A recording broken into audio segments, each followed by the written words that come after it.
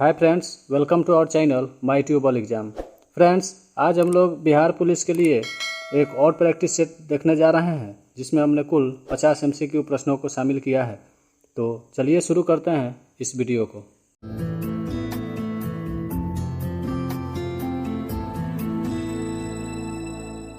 हमारा पहला सवाल है, महात्मा गांधी द्वारा भारत छोड़ो आंदोलन किस वर्ष शुरू किया गया था? तो दोस्तों, यह आंदोलन शुरू किया गया था 9 अगस्त 1942 में। आइए जानते हैं इसके बारे में कुछ। 7 अगस्त 1942 को मुंबई के ग्वालियर टैंक में भारतीय राष्ट्रीय कांग्रेस की बैठक हुई जिसमें वर्धा प्रस्ताव की पुष्टि हुई और 8 अगस्त 1942 को यह प्रस्ताव स्वीकार कर लिया गया और उसके बाद 9 अगस्त 1942 में भारत छोड़ो आंदोलन को शुरू कर दिया गया। Fill in the blanks with suitable word. I bought this book 50 rupees. आपको इन दिए हुए 4 ऑप्शनों में से सही ऑप्शन का चुनाव करना है कि यहाँ क्या भरा जाना चाहिए। तो इसमें अगर हम लोग फॉर भर देंगे तो यह सही हो जाएगा। I bought this book for 50 rupees, मतलब मैंने यह पुस्तक 50 रुपये में खरीदी। निम्नलिखित में से कौन सा रूढ़ शब्द है? ये जो 4 शब्द दिए गए हैं इनमें आपको रूढ़ शब्द का चुनाव करना है। तो इसका सही उत्तर हो जाएगा ऑप्शन डी। हमारा रूढ़ शब्द इसमें जल होगा। बर्लिन की दीवार को किस वर्ष ध्वस्त किया गया था? तो दोस्तों, 13 अगस्त 1968 को बर्लिन की दीवार का निर्माण कार्य शुरू किया गया था तथा वर्ष 1989 में इसको ध्वस्त कर दिया गया। होताकी वंश किस देश में विकसित हुआ था? दोस्तों, यह वर्ल्ड हिस्ट्री का सवाल है। हमारा सही उत्तर होगा ऑप्शन डी, अफगानिस्तान में। होताकी वंश का संस्थापक मारवाइस होतकी थे तथा इन्होंने वर्ष 1709 में इस वंश की स्थापना अफगानिस्तान में की थी। भारत एक गणतंत्र देश है। गणतंत्र का मतलब क्या है? ये जो 4 ऑप्शन दिए गए हैं इसमें अगर आप ध्यान से देखेंगे तो हमारा सही उत्तर निकल कर आएगा ऑप्शन सी। राज्य का प्रमुख लोगों द्वारा परोक्ष रूप से चुना जाता है। परोक्ष का मतलब होता है अप्रत्यक्ष। चेंज इनटू डायरेक्ट और इनडायरेक्ट स्पीच। ये सेंटेंस दिया हुआ है, his father ordered him to go his room and study. यही सेंटेंस दिया हुआ है और इसी को आपको डायरेक्ट या इनडायरेक्ट स्पीच में कन्वर्ट करना है। तो इसका सही उत्तर हो जाएगा option A, his father said go to your room and study. भारतीय संविधान के मौलिक कर्तव्य किस देश के संविधान से लिए गए हैं? तो दोस्तों, संविधान के अनुच्छेद 51 के क में इसकी चर्चा दी हुई है तथा यह रूस के संविधान से लिया गया है। हमारा सही उत्तर ऑप्शन डी है। भारत का राष्ट्रीय वाक्य क्या है? ये जो 4 ऑप्शन दिए गए हैं इसमें हमारा सही उत्तर हो जाएगा ऑप्शन ए, सत्यमेव जयते। यही भारत का राष्ट्रीय वाक्य है। मौर्य वंश का अंतिम शासक कौन था? तो दोस्तों, मौर्य वंश का अंतिम शासक बृहद्रथ थे। हमारा सही उत्तर ऑप्शन सी होगा। चेंज इनटू एक्टिव और passive voice. Darjeeling grows T, इसको आपको एक्टिव या पैसिव वॉइस में चेंज करना है। तो हमारा सही उत्तर हो जाएगा option C, tea is grown in Darjeeling. मुहावरा रोटियां तोड़ना का सही अर्थ क्या होगा? ये जो 4 ऑप्शन दिए गए हैं इसमें हमारा सही उत्तर हो जाएगा ऑप्शन डी, बिना मेहनत के परे परे खाना। प्राचीन समय में अवध को किस नाम से जाना जाता था? ये जो 4 ऑप्शन दिए गए हैं इसमें हमारा सही उत्तर हो जाएगा ऑप्शन बी, प्राचीन काल में अवध को कौशल के नाम से जाना जाता था। किस राजा की कहानी मुद्रा राक्षस नाटक का विषय है? तो दोस्तों, यह मुद्रा राक्षस नाटक जो है इसकी रचना विशाखा दत्त ने मौर्य काल के दौरान की थी तथा इसमें चंद्रगुप्त मौर्य के जीवन पर प्रकाश डाला गया है। हमारा सही उत्तर ऑप्शन बी होगा। एलिफेंटा द्वीप कहाँ पर स्थित है? ये जो 4 नाम दिए गए हैं इनमें आपको बताना है कि एलिफेंटा द्वीप कहाँ स्थित है। तो इसका सही उत्तर हो जाएगा ऑप्शन डी, एलिफेंटा द्वीप अरब सागर में स्थित है। कोयना बांध किस राज्य में स्थित है? दोस्तों, यह कोयना बांध कोयना नदी पर स्थित है। इसके पीछे शिवाजी सागर झील का निर्माण हुआ है तथा यह महाराष्ट्र में स्थित है। Choose the best expressing meaning of the given item और phrase. To have an axe to grind. आपको इन दिए गए 4 ऑप्शनों में से इसको बेस्ट एक्सप्रेस करने वाले मीनिंग को चुनना है। तो हमारा सही उत्तर होगा option A, private end to serve. यही to have an axe to grind इस वाक्य को सही तरीके से एक्सप्रेस करता है? Option A. जैव मंडल आरक्षित क्षेत्र का सबसे सही विवरण है।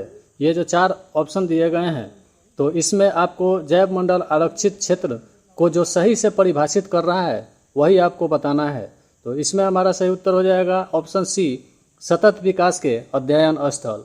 दोस्तों, जैव मंडल आरक्षित क्षेत्र की संकल्पना वर्ष 1975 में की गई थी।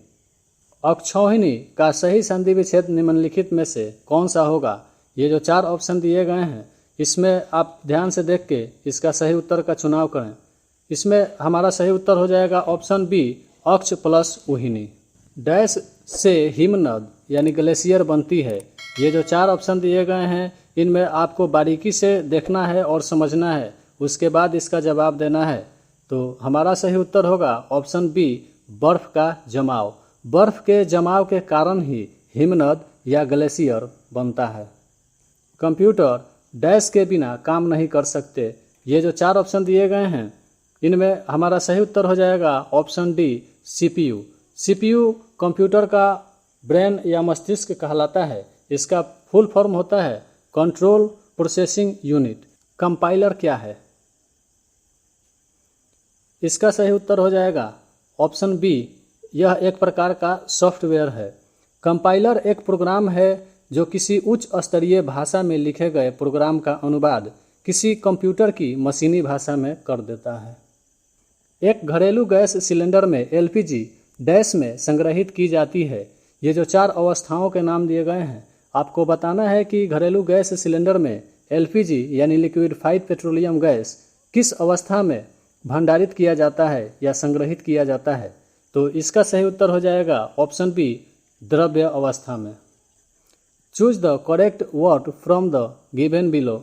ये जो 4 ऑप्शन दिए गए हैं, यह चारों लिखे तो गए हैं फॉरेन, लेकिन इसमें से कौन सा शब्द या कौन सा वर्ड सही तरीके से लिखा गया है वही आपको चुनना है।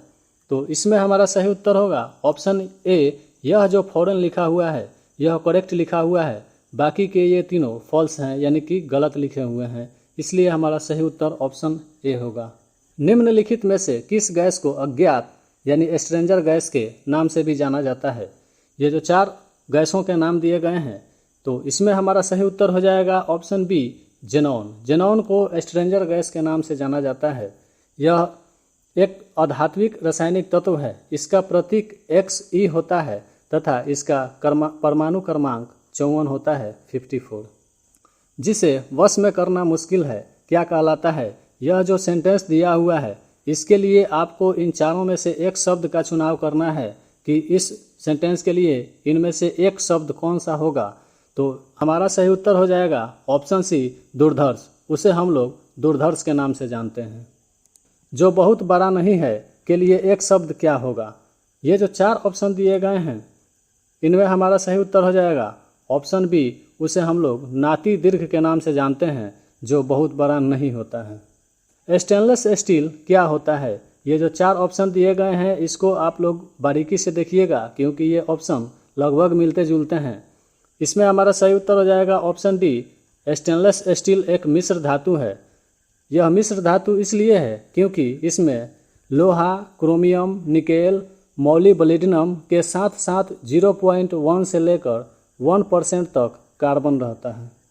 शक्कर के घोल में शक्कर एक डैश है। आपको ये जो 4 ऑप्शन दिए गए हैं, इनमें बताना है कि यदि शक्कर के घोल है तो उसमें शक्कर को आप किस रूप में जानेंगे। तो इसका सही उत्तर हो जाएगा ऑप्शन बी, उसको हम लोग घुला हुआ पदार्थ के रूप में जानेंगे। गर्म शीशा को ठंडा करने की प्रक्रिया को क्या कहा जाता है? तो दोस्तों, जब हम लोग गर्म शीशे को धीरे धीरे ठंडा करते हैं तो उस प्रक्रिया को एनीलिंग कहा जाता है। ऑप्शन बी इसका सही उत्तर होगा। इनमें से किसका प्रयोग फलों को कृत्रिम रूप से पकाने के लिए किया जाता है? ये जो 4 ऑप्शन दिए गए हैं, इसमें हमारा सही उत्तर आइए देखते हैं क्या होगा। पहला दिया है कैल्शियम कार्बाइड, तो यह होता है, इसका प्रयोग हम लोग करते हैं। दूसरा है अमोनियम नाइट्रेट, तो अमोनियम नाइट्रेट का प्रयोग नहीं किया जाता है। तीसरा है एसिटिलीन, तो यह भी ऑप्शन सही है। इसलिए हमारा सही उत्तर होगा ऑप्शन ए कैल्शियम कार्बाइड और ऑप्शन सी एसिटिलीन। तो इसका अर्थ होगा कि हमारा ऑप्शन डी जो है ए और सी दोनों यही सही उत्तर है। और दोस्तों एक बात याद रखिएगा कि जब फलों को प्राकृतिक रूप से पकाने की बात की जाए तो उस समय एथिलीन गैस जो होती है वही फलों को पेड़ों पर प्राकृतिक रूप से पकने में सहायता करती है। कृपया यहाँ से जाएं, यह कैसा वाक्य है। अगर आप इस वाक्य पर ध्यान देंगे तो आपको इस वाक्य से ऐसा लगेगा कि आप किसी से अनुरोध कर रहे हैं कि आप यहाँ से चले जाइए। तो ऑप्शन बी जो है अनुरोधवाचक वाक्य यही हमारा सही उत्तर होगा। डीएनए परीक्षण के संबंध में विषम का पता लगाएं। ये जो 4 प्रक्रिया दी हुई हैं इनमें से आपको बताना है कि कौन सी प्रक्रिया है जो डीएनए परीक्षण में शामिल नहीं होती है। आइए देखते हैं चारों ऑप्शन को। पहला ऑप्शन है जातीयता, तो यह बिल्कुल सही है क्योंकि डीएनए परीक्षण में जातीयता शामिल होता है। दूसरा है ऑप्शन बी कुल परंपरा, यह भी ऑप्शन सही है, इससे कुल परंपरा या कुल का पता लगाया जाता है। तीसरा ऑप्शन है पोलियो, तो यह डीएनए से संबंधित कोई परीक्षण नहीं है। चौथा ऑप्शन है वंशावली, तो आप डीएनए के परीक्षण के द्वारा वंशावली का भी पता लगा सकते हैं। तो इस प्रश्न के लिए हमारा सही उत्तर होगा ऑप्शन सी पोलियो, क्योंकि यही डीएनए परीक्षण के संबंध में विषम है। चेंज इनटू डायरेक्ट या इनडायरेक्ट स्पीच, आपका सेंटेंस दिया हुआ है he said to his father please increase my pocket money. तो इसका सही उत्तर इन 4 ऑप्शन को आप बारी बारी से ध्यान से देखें तो हमारा सही उत्तर निकल कर आएगा option C he requested his father to increase his pocket money.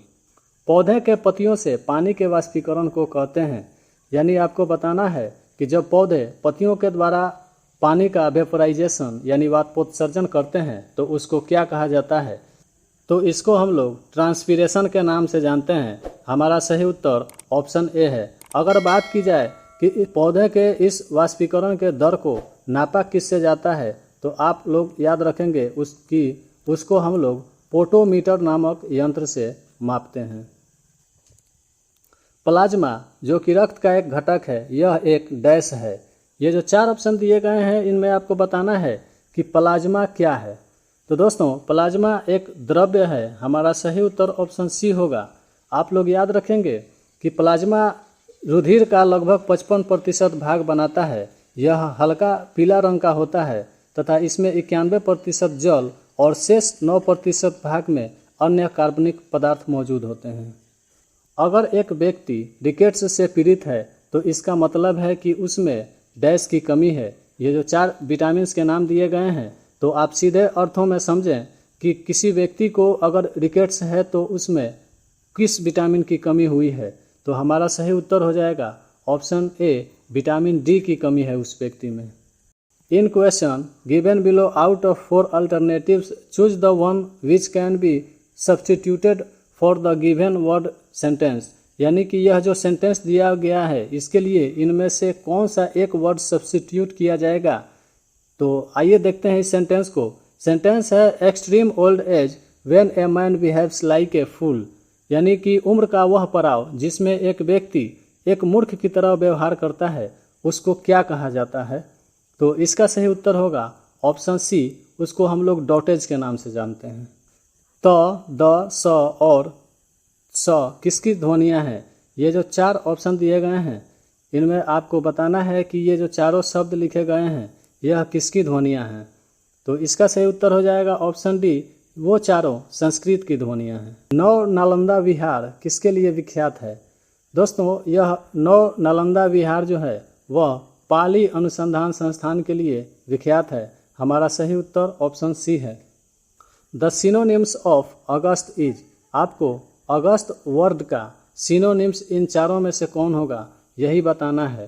तो इसका सही उत्तर हो जाएगा ऑप्शन सी, अगस्त का सिनोनिम्स होगा डिग्निफाइड। मौद्रिक नीति किसके द्वारा निकाला जाता है, या यूँ कहे तो मौद्रिक नीति किसके द्वारा जारी किया जाता है। ये जो 4 ऑप्शन दिए गए हैं इसमें से आपको बताना है। तो इसका सही उत्तर हो जाएगा ऑप्शन डी, मौद्रिक नीति को आरबीआई यानी रिजर्व बैंक ऑफ इंडिया के द्वारा जारी किया जाता है। शब्द महोत्सव में कौन सी संधि है। ये जो शब्द महोत्सव दिया गया है इसको अगर हम लोग संधि विच्छेद करेंगे तो महा प्लस उत्सव होगा और इस प्रकार हमारा सही उत्तर हो जाएगा ऑप्शन सी, यह गुण संधि का एक उदाहरण होता है महोत्सव। विषुवत रेखा पर क्षोभ मंडल की ऊंचाई कितनी होती है? दोस्तों, यह क्षोभ मंडल जो है वह हर जगह अपना ऊंचाई वाली स्थिति को बदलते रहता है। तो आइए देखते हैं इसमें विषुवत रेखा पर इसकी ऊंचाई कितनी होती है। तो इसका सही उत्तर हो जाएगा ऑप्शन ए, विषुवत रेखा पर इसकी ऊंचाई यानी हाइट 18 किलोमीटर तक होती है। खेल के क्षेत्र में दिया जाने वाला अर्जुन पुरस्कार किस वर्ष से वितरित किया जा रहा है? यानी अर्जुन पुरस्कार के शुरुआती वर्ष को आपको बताना है कि यह किस वर्ष में शुरू किया गया था। तो इसका सही उत्तर हो जाएगा ऑप्शन सी, अर्जुन पुरस्कार को वर्ष 1961 में शुरू किया गया था। दिवाला और दिवालियापन भारतीय संविधान के किस अनुसूची में दी गई है?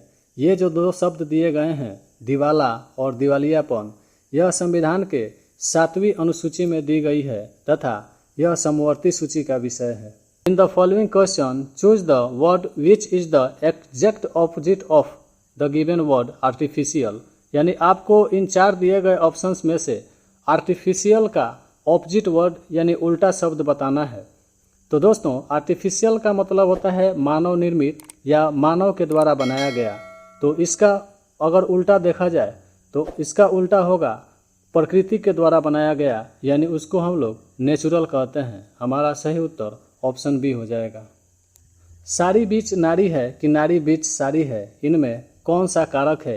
ये जो 4 कारकों के नाम दिए गए हैं, इसका सही चुनाव करना है आपको कि साड़ी बीच नारी है कि नारी बीच साड़ी है में कौन सा कारक है। तो दोस्तों, आप ध्यान दे रहे होंगे इस वाक्य पर लिखा है कि साड़ी बीच नारी है कि नारी बीच साड़ी है, यानी इसमें हम लोगों को एक डाउट सी महसूस हो रही है, यानी शंका महसूस हो रहा है। इसलिए इसका सही उत्तर होगा ऑप्शन सी, संदेह कारक है इसमें। In the following question choose the word which best express the meaning of the given word went. ये जो वेंट लिखा हुआ है VENT, इसी का पर्यायवाची शब्द कहिए या बेस्ट एक्सप्रेसिंग मीनिंग कहिए, वही आपको बताना है कि इन चारों में कौन सा होगा। तो इसका सही उत्तर हो जाएगा ऑप्शन ई, वेंट का पर्यायवाची शब्द या सिनोनिम्स या बेस्ट एक्सप्रेसिंग मीनिंग ओपनिंग होगा। हमारा सही उत्तर ऑप्शन ए होगा। होरी निम्नलिखित में से किस प्रसिद्ध कृति का नायक है? ये जो 4 कृतियों के नाम दिए गए हैं, इनमें से यह होरी जो नायक है, यह किस कृति का नायक है? तो इसका सही उत्तर हो जाएगा ऑप्शन डी, होरी गोदान नामक कृति का नायक है तथा इस गोदान की रचना मुंशी प्रेमचंद के द्वारा की गई है। तो दोस्तों, ये था कुल 50 MCQ प्रश्नों का एक सेट जो बिहार पुलिस के लिए अत्यंत ही महत्वपूर्ण साबित होगा। और यदि आप चैनल पर नए आए हैं तो चैनल को सब्सक्राइब कीजिए, वीडियो को लाइक कीजिए तथा यह वीडियो आपको कैसा लगा या इसमें क्या सुधार करने की ज़रूरत है उसके बारे में भी आप लोग कमेंट करके हमें बताएं तथा जाते जाते इस वीडियो को अपने दोस्तों के पास शेयर करें ताकि वो लोग भी इस वीडियो के माध्यम से ज़्यादा लाभ उठा सकें। मिलते हैं फिर अगले वीडियो में, तब तक के लिए धन्यवाद।